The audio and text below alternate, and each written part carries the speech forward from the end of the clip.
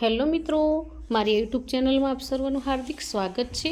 આજે આપણે ધોરણ 2 અધ્યયન સંપુટ ગુજરાતી એકમ 9 પછી આટલું શીખી લઈએ।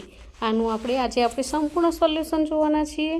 અહીં આપણે ફકરો આપ્યો છે, આપણે એ ફકરાને ધ્યાનથી વાંચવાનો છે અને પછી એમાંથી આપણે આ જવાબ મેળવવાના છે। તમારા ઘરના રસોડામાં રહેલા વાસણોનું નામ લખો। તો મારા ઘરમાં થાળી, વાટકો, ગ્લાસ, ચમચી, તપેલી, કડાઈ, વેલણ, પાટલી, છરી, ચીપિયો અને ઘરણી છે। હવે ફકરામાં આવતા અંગ્રેજી શબ્દોના નામ લખો। આપણે ફકરો વાંચ્યો છે ને, એમાં જે અંગ્રેજી શબ્દો આવે છે, cookies, bowl, vanilla, essence, baking powder, oven, mix, chips વગેરે શબ્દો છે। હવે અહીં શું છે, વાક્યમાં રહેલા શબ્દોને સરખા અર્થવાળા શબ્દ સાથે જોડો।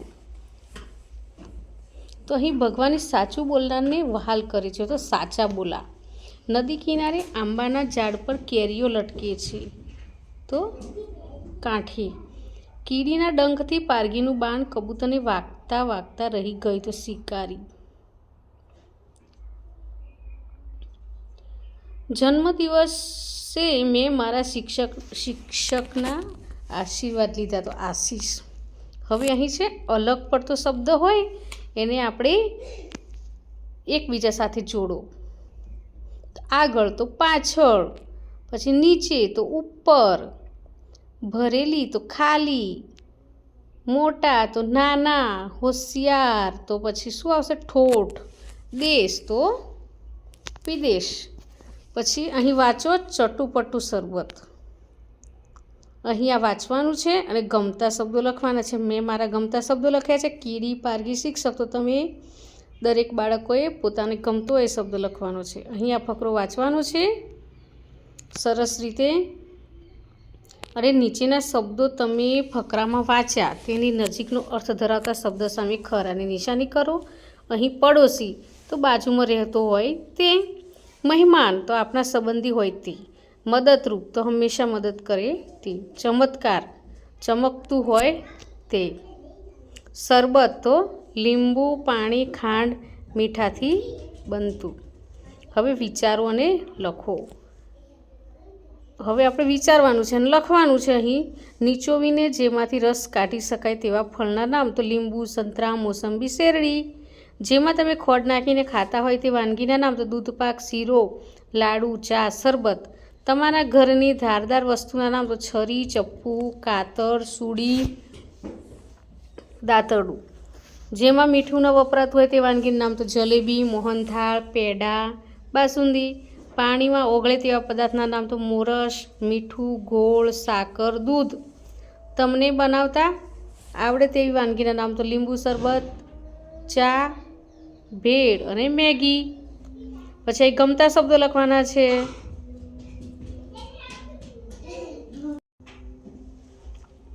હવે આપણે અહીં ફકરો વાંચો અને જો વાક્ય સાચું હોય તો યસ લખો અને ખોટું હોય તો ન લખો। તો અહીં પહેલામાં તો નો છે, બીજામાં નો આવશે, ત્રીજામાં નો, ચોથામાં યસ, પાંચમામાં યસ, છઠ્ઠામાં યસ, સાતમામાં યસ, આઠમામાં નો, નવમામાં નો અને દસમામાં યસ આવશે।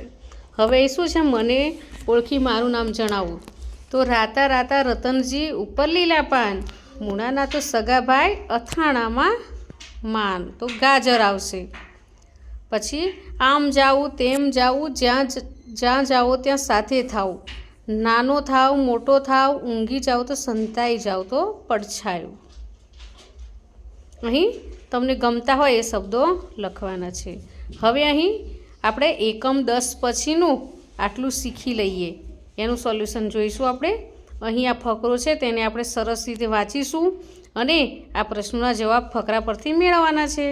દરિયામાં સાની મજા પડે તે લખો, તો દરિયામાં નાહવાની, છીપલા વીણવાની, ભીની રેતીમાં પગલાં પાડવાની અને ઘર બનાવવાની મજા પડે, ને રાત્રે દીવા દાંડી જહાજ જોવાની પણ મજા પડે છે। પછી દરિયામાં શું શું તરે તે લખો, તો માછલી, કાચબા, મગર, બતક, હોડી અને મોટા જહાજો વગેરે તરે છે। હવે ફકરાના આધારે વાક્યમાં ખાલી જગ્યા પૂરો। તો મારા મમ્મીના ભાઈ તો મામા મને વહાલા લાગે. આકાશ દૂર દૂર તારા જ દેખાય છે. મને નિશાળમાં જવાની મજા પડે છે. દરિયાકાંઠે દીવાદાંડી બહુ ઊંચી હોય છે. પછી વાક્યના ખોટા શબ્દ પર છેકો મારી વાંચવાનું છે. તો મારા પપ્પાની બહેન મારી ફોઈ થાય. એ રીતે મેં અહીં ખોટા શબ્દો ઉપર છેકો માર્યો છે. પછી અહીં વાક્યમાં રહેલા શબ્દોને સરખા અર્થવાળા શબ્દ સાથે જોડો. તો હું સાંજે રમીને મોડો ઘરે જાઉં તો મારી મમ્મી ફિકર એટલે ચિંતા કરે છે. બોર વીણીને ભેગા થયા એટલે અમે અમારો હિસ્સો એટલે ભાગ વહેંચી લીધો. દશરથ રાજાનું તીર એટલે બાણ ભૂલથી શ્રવણને લાગી ગયું. જંગલમાં ભયાનક પ્રાણીઓ રહે છે. તો મિત્રો અહીં આ એકમનું સોલ્યુશન પૂરું થાય છે. જો તમને આ વિડીયો ગમ્યો હોય તો લાઇક, શેર અને સબસ્ક્રાઈબ ચોક્કસથી કરજો. અને હા, જેને જરૂર હોય તેને શેર પણ કરજો. બાય.